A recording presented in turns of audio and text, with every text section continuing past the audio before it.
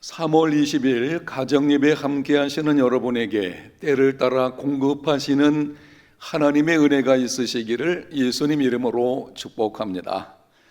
찬송가 397장 함께 부르겠습니다.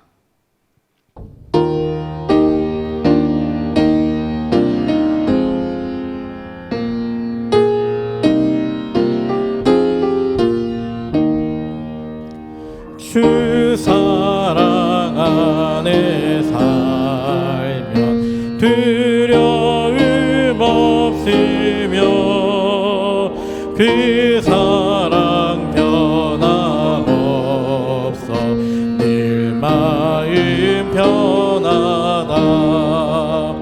저 폭풍 몰아쳐서 내 마음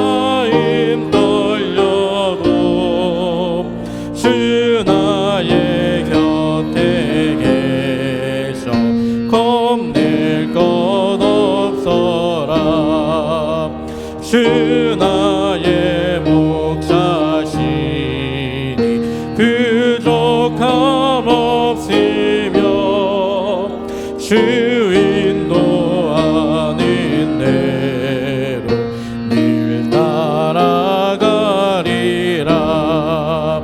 그 지혜 나를 깨쳐 내 앞길 밝히니 나 주의 길을 따라 주 함께 살리라. 저 넓고 푸른 들판 내 앞에 열리고 그 검은 구름 거쳐 새하늘 보인다.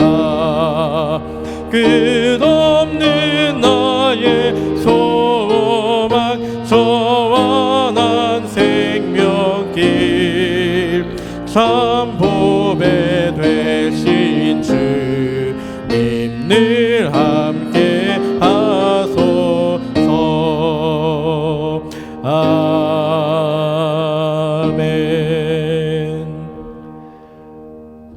오늘 하나님의 말씀은 출애굽기 16장 12절부터 20절까지 보겠습니다. 내가 이스라엘 자손의 원망함을 들었노라. 그들에게 말하여 이르기를 너희가 해질 때에는 고기를 먹고 아침에는 떡으로 배부리리니 내가 여호와 너희의 하나님인 줄 알리라 하라 하시니라. 저녁에는 메추라기가 와서 진에 덮이고 아침에는 이슬이 진 주위에 있더니 그 이슬이 마른 후에 광야 지면에 작고 둥글며 소리같이 가는 것이 있는지라. 이스라엘 자손이 보고 그것이 무엇인지 알지 못하여 서로 이르되 이것이 무엇이냐 하니 모세가 그들에게 이르되 이는 여호와께서 너희에게 주어 먹게 하신 양식이라. 여호와께서 이같이 명령하시기를 너희 각 사람은 먹을 만큼만 이것을 거둘지니 곧 너희 사람 수요대로 한 사람에게 한 오멜씩 거두되 각 사람이 그의 장막에 있는 자들을 위하여 거둘지니라 하셨느니라. 이스라엘 자손이 그같이 하였더니 그 거둔 것이 많기도 하고 적기도 하나 오멜로 되어본즉 많이 거둔 자도 남음이 없고 적게 거둔 자도 부족함이 없이 각 사람은 먹을 만큼만 거두었더라. 모세가 그들에게 이르되 아무든지 아침까지 그것을 남겨두지 말라 하였으나 그들이 모세에게 순종하지 아니하고 더러는 아침까지 두었더니 벌레가 생기고 냄새가 난지라 모세가 그들에게 노하니라. 아멘. 애굽에서 나온 이스라엘 백성들이 광야 생활할 때에 하나님께서 일용할 양식인 만나를 내려주셨습니다. 만나는 본래 음식 이름이 아닙니다. 아침에 이슬이 마른 후 광야 지면에 작고 둥글며 소리같이 가는 것이 있었습니다.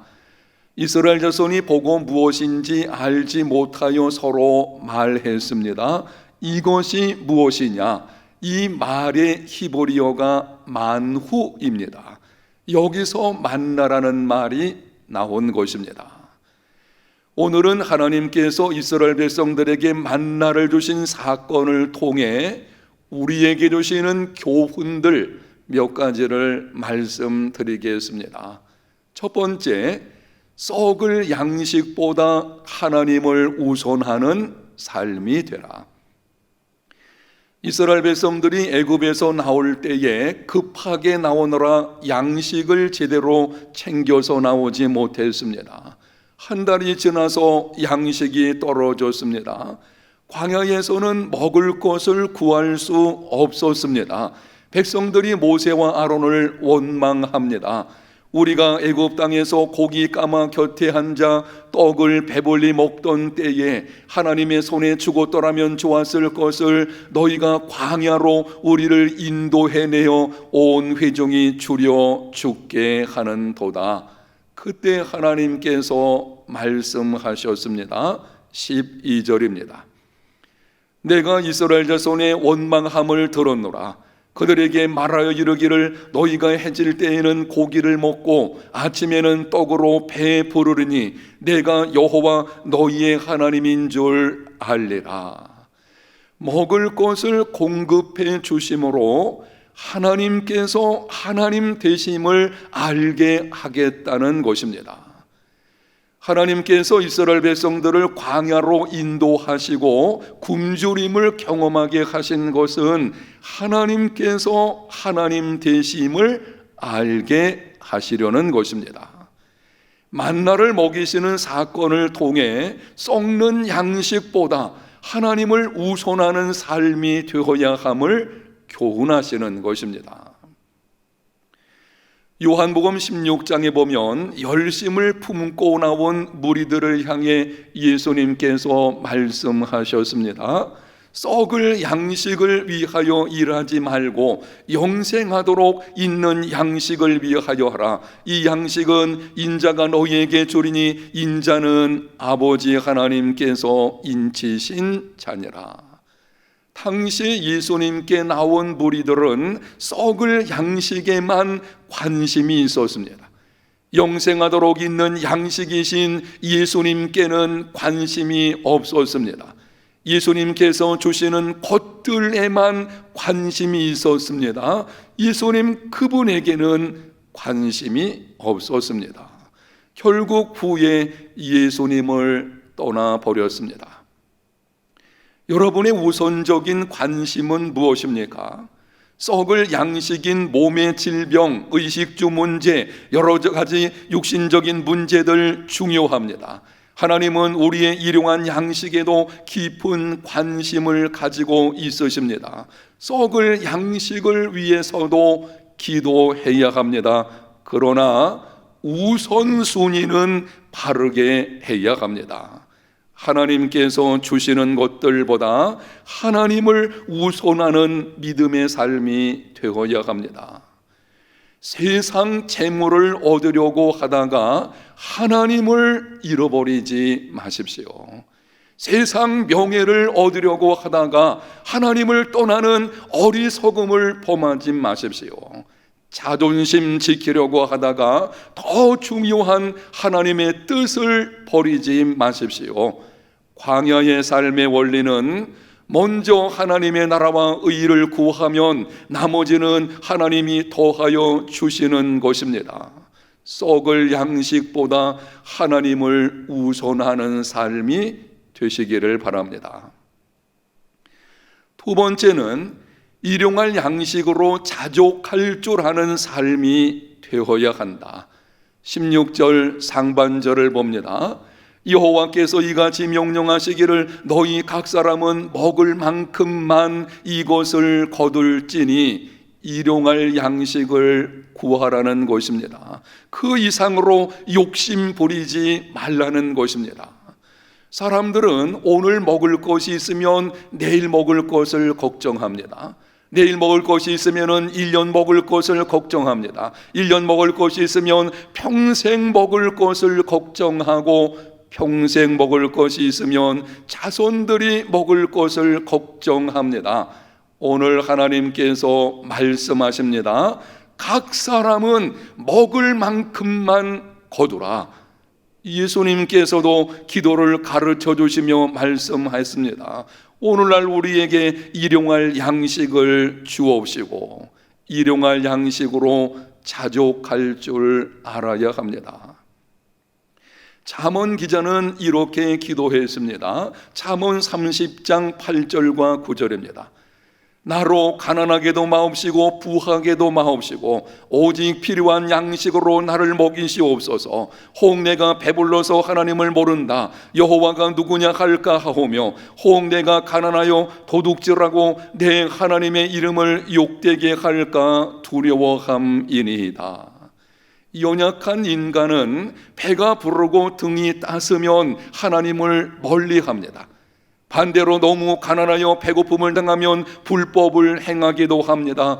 이런 일이 일어나지 않기를 원하는 마음으로 잠언 기자가 기도합니다. 나를 가난하게도 마옵시고 부하게도 마옵시고 오직 필요한 양식으로 나를 먹이시옵소서. 일용할 양식으로 자족할 줄 아는 삶이 되어야 합니다. 사랑하는 성도 여러분, 우리는 태어날 때 빈손으로 왔습니다. 태어날 때 금덩어리 쥐고 나왔다는 이야기를 들어본 적이 없습니다.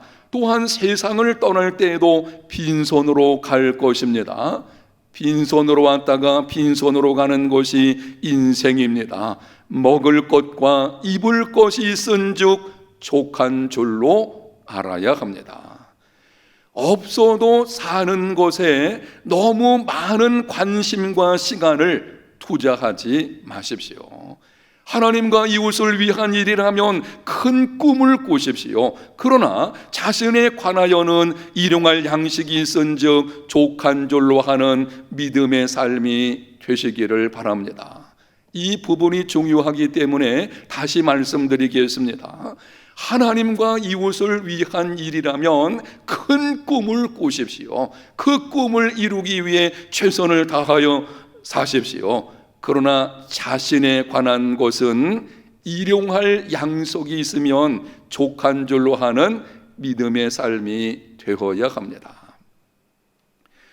세 번째는 우리의 넉넉한 것으로 다른 사람의 부족을 보충해 주어야 한다.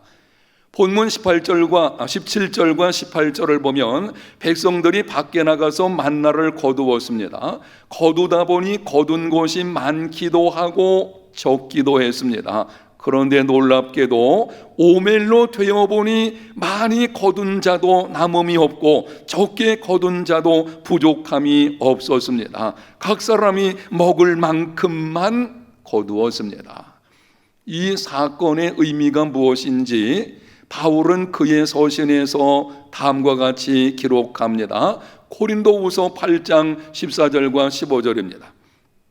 이제 너희의 넉넉한 것으로 그들의 부족한 것을 보충함은 후에 그들의 넉넉한 것으로 너희의 부족한 것을 보충하여 균등하게 하려 함이라. 기록한 것 같이 많이 거둔 자도 남기지 아니하였고 적게 거둔 자도 모자라지 아니하였느니라.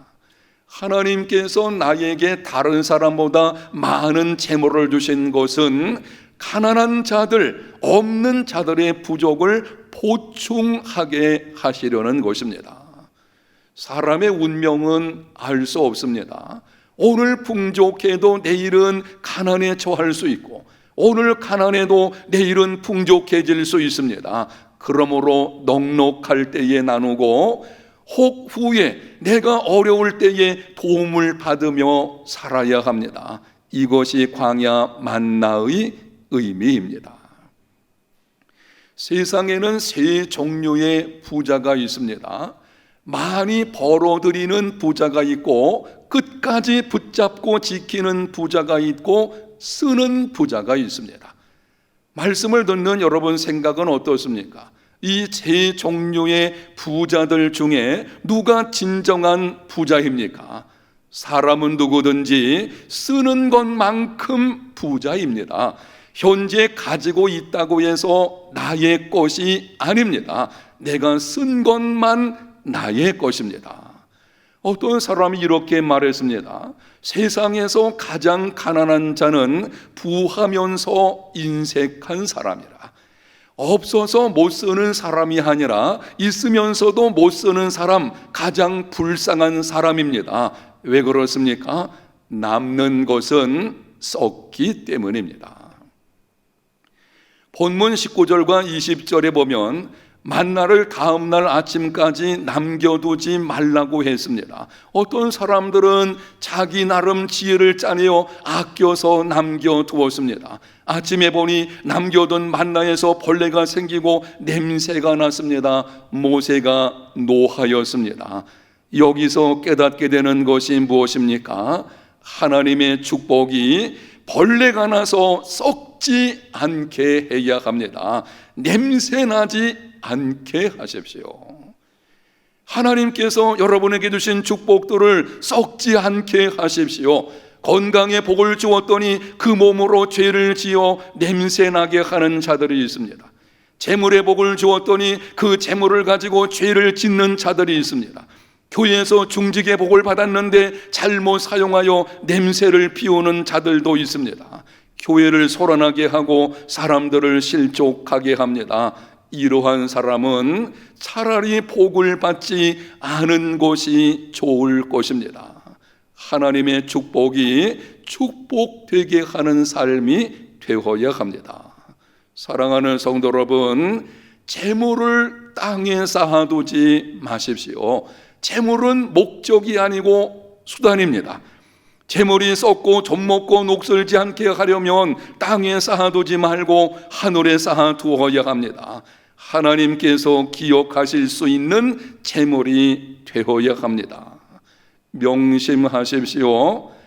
인생 마지막 날에 내가 얼마나 벌었는가는 그리 중요하지 않습니다. 그날 중요한 질문은 나는 얼마나 드렸는가 하는 것입니다. 움켜쥔 것들마다 사라질 것입니다. 그러나 하나님과 이웃을 위해 내어놓은 것은 영원한 상급으로 주어질 것입니다. 복의 저장고가 아닌 복의 통로로 살아가는 삶이 다 되시기를 예수님 이름으로 축복합니다. 하나님 아버지 감사합니다. 오늘 광야에서 만나를 먹이셨던 그 사건의 의미가 무엇인지를 통해 우리로 깨닫게 해 주시니 감사합니다. 오늘 주신 말씀대로 순종하는 중에 진정한 인생의 성공자들 다 되게 하여 주시옵소서. 예수님 이름으로 기도합니다. 아멘.